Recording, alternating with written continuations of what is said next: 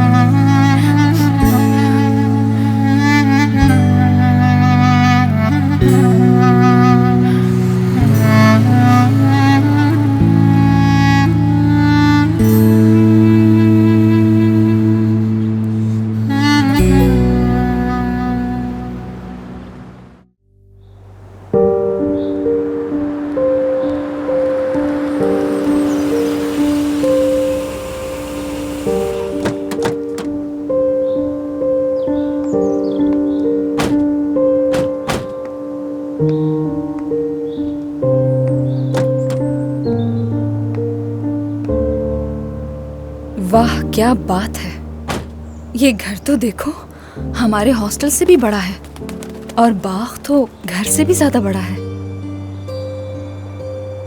नवाल, अपनी उदासी खत्म कर दो, देखो कितना खूबसूरत घर है। अनम अभी मुझसे कोई भी बात मत करो, मेरा मूड ठीक नहीं है। जो होना था हो गया।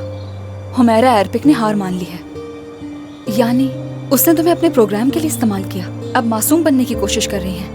अनम, मुझसे कोई और बात कर सकती हो क्या? ठीक है, जैसा तुम कहो, लेकिन मैं हमेशा तुम्हारे साथ हूँ, ये बात याद रखना। चलो।